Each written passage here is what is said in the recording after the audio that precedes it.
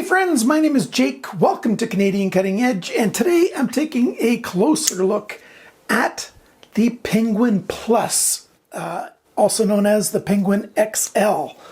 And yeah, we're going to take a good close look at it. Not super in depth, but I'll try to be a little, I don't know, we'll see exactly how in depth I go. I did do a video where I was talking about the Plus and the Mini and the standard size, I don't know, month and a half ago, 2 months ago. I forget exactly how long ago it was. And I promised QSP that I would do a full review of each of those knives, the Plus and the Mini. So I'm doing the Plus today, and this will be my full review, all of my more specific thoughts. If you want my general idea of the Penguin, go and see that other video. I'll link it right up there in the corner so that you can go and see that. Also link it down below in the comments and in the video description.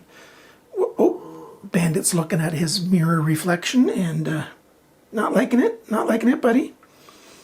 Bandit's my dog. And I think most of you figured that out.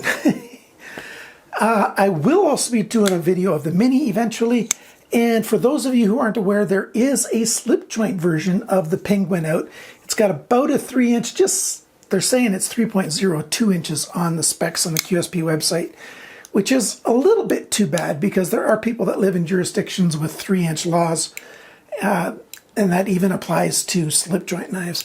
So I wish they would have made it, just, 2.95 inches long, almost imperceptible, but within the legal limit of more places. That would have been really nice.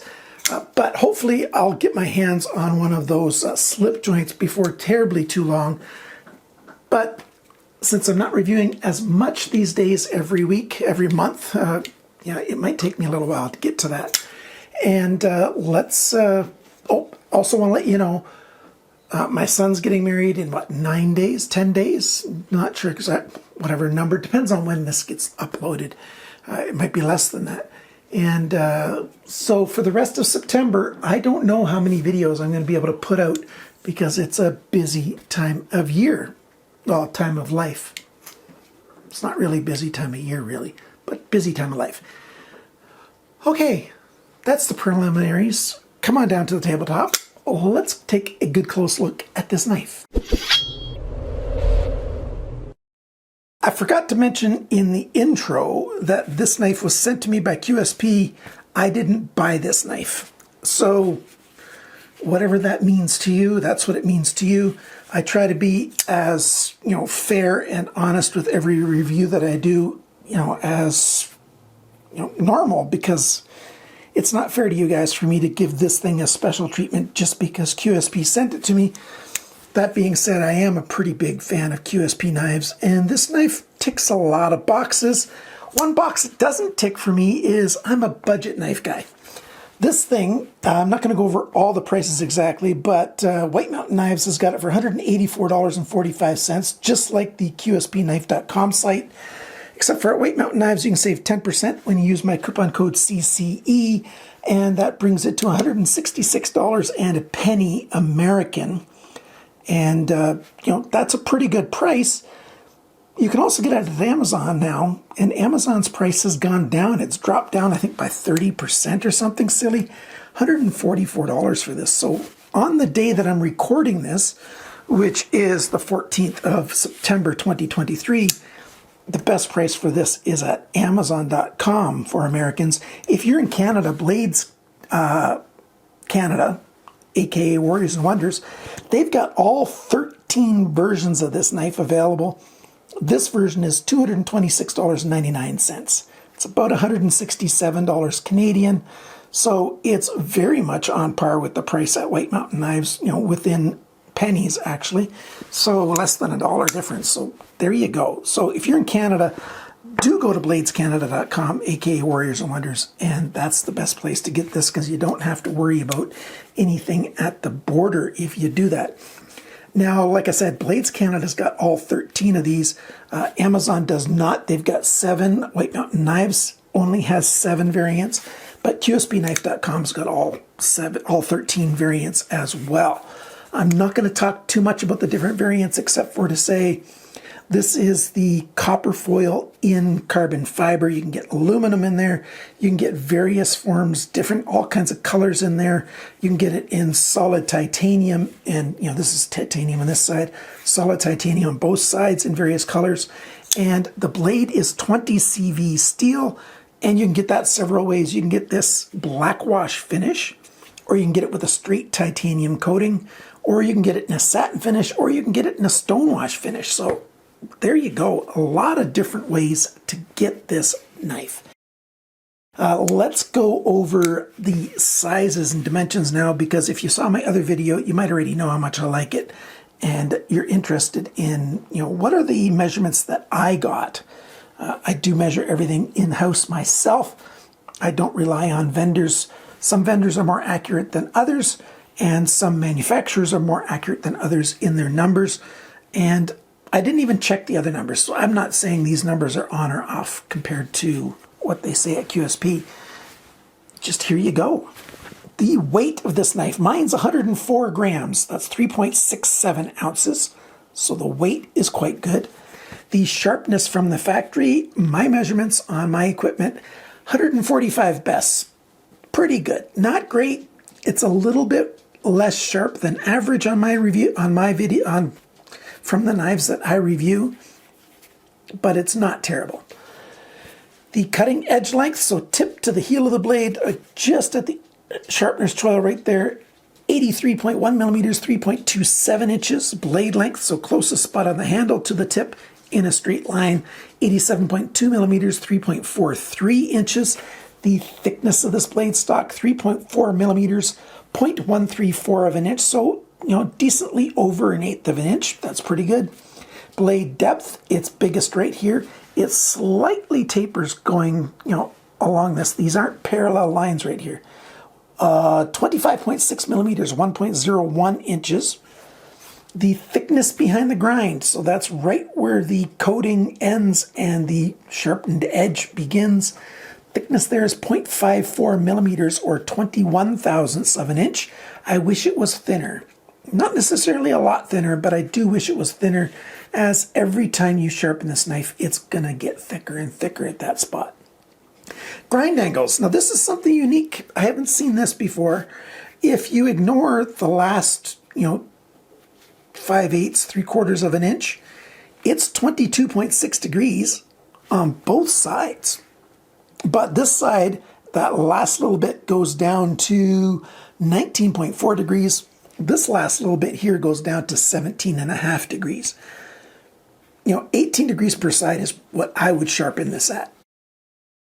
By the way, 20 CV, it's got a Rockwell 59 to 61 is what QSP is saying. So you can say 60 is the Rockwell hardness of this 20 CV, generally speaking, which is quite good. And 20 CV is a decent steel. I'm not going to talk more about the steel. More measurements. The blade depth, that's this. I already did that, didn't I? Yeah, I already did that. Handle length. The handle length is 114.3 millimeters, 4.5 inches. The grip area, since it's rounded here, I don't have an exact number. It's a bit over 9 centimeters, a bit over 90 millimeters, right around a little over 3.5 inches. So there you go. The thickness of the handle scales here, measured with my micrometer, my vernier calipers, actually, not my micrometer. 10.75 millimeters, which is 0.423 of an inch. Not bad at all. The handle depth in the grip area is biggest right here, 23.9 millimeters, 0.941 of an inch. When the knife is closed, the blade depth of the handle, the whole thing, the depth, it's just slightly more here than it is here. This is 35.3 millimeters, 1.39 inches.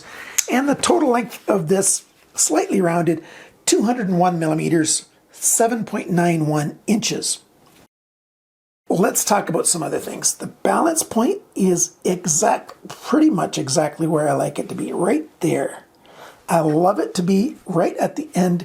If I put my finger right where it goes in the grip, I like the balance point to be right at my index finger. Perfect. It's got a good alignment. Very good alignment, actually. Hopefully you can see that right there. I don't know if I can get good still pictures of that. That's quite good. We've got ceramic ball bearings. We'll talk about that in a minute when I take it apart some more, but it's got smooth action. You've got thumb studs. They got T8 screws in there. So if you want to remove the thumb studs and replace them with something else, not that hard to do. Very good action with the thumb studs, and with the flipper, very well as well. The flipper and everything, if you're left-handed, and it does have the pocket clip option for the left side. So if you're left-handed, just make sure you don't put your thumb on that lock bar, and works just fine. Even the thumb stud, it doesn't have as good access on this side as usual. Most knives don't have as good access on the left side thumb stud, but it works just fine. You just have to make sure you don't have any pressure on that lock bar. Now, lockup itself, it's about halfway across at the leading edge of that lock arm, which is not bad. It means that it's super securely locked. There's no blade play side to side, up and down. I love the access to the lock release, and it's not just, a circle or something. It's a beautiful access to the lock release, and it works really well to get your thumb in there and disengage the lock to close the knife. The detent is very well dialed in. I don't know what I was trying to say, but it's very well dialed in. Holds just enough tension. I really like that an awful lot. The blade, we've got jimping on the spine. I wish there was just a little bit more jimping than there is. If you just hold it this way, the jimping's great. If you want to use this edge of the flipper here with this jimping as a bit of a grip, and it works well for that, not great, but well, then maybe I'd like a little bit more jimping up here. That would be nice. But other than that, really nicely done. And like, the action's very smooth. It's well made. The flipper's got the jimping on the front of it there. It's a really good size. And, well, I was looking at my camera instead of paying attention to what I was doing. My finger doesn't usually slip off that. It works really well. So very happy with that. The other titanium side here, we can see that there is even a T8 screw on the lock bar insert. Now that insert stops you from overextending the lock arm out, which every knife in this price range of this frame lock type should have something like that in there, some way, to stop the overextending. So that's 100% expected. Even a T8 up here, flush. We've got button screws back here. They're just slightly exposed. We've got these black spacers for the back, the hourglass shape. Well done. Big hole here for a lanyard. I don't know if I really like that or not. There's not much else they could have done. Like, they couldn't have put it at the back without making it longer, because the blade tip just runs across there. So there, it's well done. I don't mind that. All the edges are rounded everywhere. You can feel this copper foil, as you run your finger along the edge, because carbon foil or carbon fiber and copper foil, they're going to sand or cut at different rates, and so you can just barely feel them. There's no edges that are catch or anything. You can just barely feel it on there. Other than that, it's mostly smooth on the surface. Right here, I can just feel a little bit of texture, and like if you use the edge of your nail, you can feel it in some spaces. That's totally expected. That's just the way it goes. The titanium has been stonewashed after it's been anodized. Beautiful finish on that. Pocket clip, I really like this pocket clip. It's got good spring tension. I really like wire clips an awful lot. It's also got a T8 screw there. And let's take a look at it going in a pocket. Climbs over right away, and it holds well. The knife mostly hides in your pocket. So I really like this pocket clip an awful lot. Here the knife is taken apart. It's just these 3 screws that have to come out. On this side, the pivot screw, those 2 screws. I always find it easier to take the handle scales off if the blade's not deployed. So if you're newer to knives, if the blade's deployed, it's always harder for it to be taken apart. And if you're newer to knives, cover this section of the knife, the blade edge, you know, with painter's tape or something, just to be on the safe side. Here is the ball bearings. They're very small. There are, what, 4, 8, 9 ball bearings on each side. Yeah, they're not premium ball bearings, not like Skiff Works makes or Skiff makes. I've talked about those in a video from them, which I really, really like. But they're there, and they're pretty good, and they're ceramic, so that's quite good. The detent is, the detent pin, the pivot pin, don't know why my words aren't coming, it's got a D shape on the pivot pin, so that helps it to keep from spinning. There's a D shape on the titanium end there, and it's round the rest of the way. So there you go. You can, whoop. Well, I'll pick that up in a minute because I just want to finish recording this now. So other than that, it's very simple construction. That's all that there is. If you want to move the pocket clip, yeah, it's just one screw and you can put it to the other side. And here's where the roughly finished side is of the copper foil. So it doesn't look quite as nice as, you know, this finished side, but you can tell it's copper. And if you look at the edge, hopefully I can get a good picture of the edge, you can see that there's layers, many layers, probably about 10, 8, 9, I don't know, layers of copper foil. And it's sort of put in like a Damascus style. It's kind of cool. I really, really like it. Let's go over some of the things that I like, some of the things I wish would be changed on this knife. It looks good. It's a good looking knife, and you've got a lot of different options for it. I'm sure that the copper here is going to be able to patina just like other copper. It hasn't really patinaed much in my view yet. The times I've carried it and used it and done my testing on it, it hasn't changed much. The coating here on the blade has stayed durable. There's one really slight line that I can see right through there. So something I cut left just the tiniest bit of a line right there. Let me get rid of my smudges on there.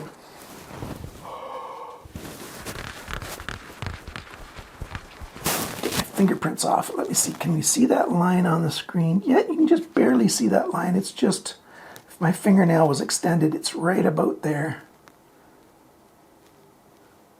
But I do like the black coating. I really like stonewash the best. So, but this is the knife that they sent me, and that's well done. It's a nice blade. Like I said, it's a little bit thicker at that edge than I'd prefer, and the sharpening is a little bit inferior from what I prefer. That's not a big deal, but I do wish it was sharpened better from the factory and slightly thinner.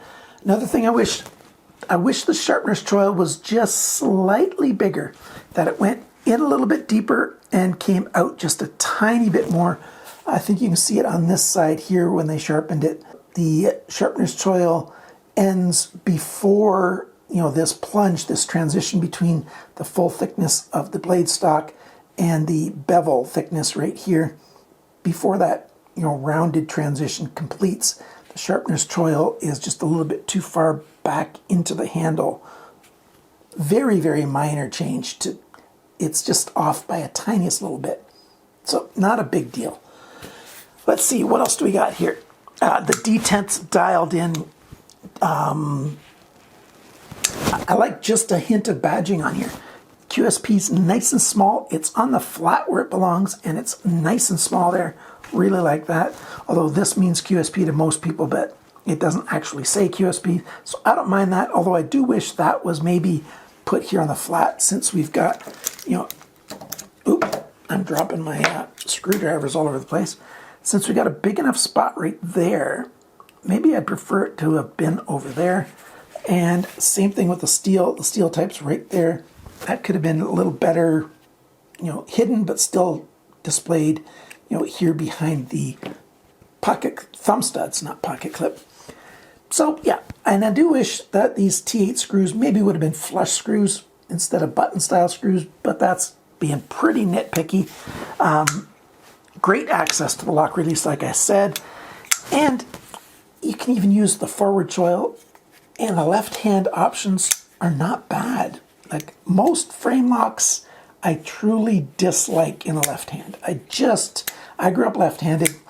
I became quite ambidextrous, and in a lot of ways, I'm actually better in my right hand than my left. But this knife, you know, I'm happy to carry left-handed. It's not a problem at all. I very seldom say that about frame lock knives in the left hand, so that's a good thing. A couple more things that I wish for other than the sharpness choil to be a bit different. I would like there to be a detent ramp for closing the knife. If you look at the lock bar arm here, right there, when you go to close the knife, it's got to move out of the way. And like Tucson puts a ramp on there. I don't, you know, really expect it on more budget knives, but on a knife in this price range, you know, I'd like to have a little bit of a detent ramp on the tang of the blade right there when you're closing the knife. It's not a big deal at all. And like I said before, just slightly thinner at the edge and maybe a little bit more jimping, maybe 3 or more cuts in there. That would be really good. So there's no knife that's perfect. It just doesn't happen, and I tend to be pretty nitpicky, but overall this thing gets a very high grade in my books, and it should. In this price range, if a knife doesn't get a very high grade, you know, it's just not a good idea. But this thing has got a lot of good going for it, and I am so happy there's a vendor in Canada that's selling it pretty close to at par with the American prices. So my fellow Canadians can get these knives and be happy that they can get any of the 13 options on this knife. Yeah, feels good in hand, cuts quite well. I am a big fan of the Penguin. Who knows when you're going to see the Mini in its, you know, full review video, but this makes me happy. Will I be selling this? Probably. Will this be going on to the Patreon or YouTube member giveaway? It might. I haven't decided yet if it's going to be on that giveaway option or not. I generally allow, you know, my Patreon supporters, my YouTube member supporters, I do a random draw every month, and the winner gets to choose one of the knives that I reviewed in the previous month. Well, so far in 2023, it's been knives that I reviewed anytime this year other than the ones that have been given away or kept by myself. Will this one go on that list? I'm not sure yet. It might go on the list at the end of the month. And there's actually a pretty high chance. Since I didn't buy it, you know, I don't have money invested in it, I feel like I should let it go on that list, but I haven't 100% decided. So if you want to support the channel for as little as $2 US per month, I really appreciate it if you can do $5 or $10 a month. But for as little as $2 US a month or $3 Canadian a month, you can get put on that list. And if you do it before the end of the month, you're going to be in the next draw when this is pretty likely to come available. So if you've watched this far, I think you probably like the knife too. Do you have one? Have you got one of these plus versions, aka XL versions? Again, I was looking at the camera. That's why I missed it with my thumb. Multitasking isn't something that I actually believe exists. You know, my brain can switch between tasks back and forth, but I can only do one thing at a time. And if I'm looking at a camera, I'm not paying attention to what I'm doing here. So don't think that this is a bad knife for lefties. Is there something I didn't cover that you want to know? Ask me in the comments. I read all the comments and I reply to all the comments. Thank you to my supporters. You guys are just awesome. And remember, friends, always cut towards your chum, not your thumb.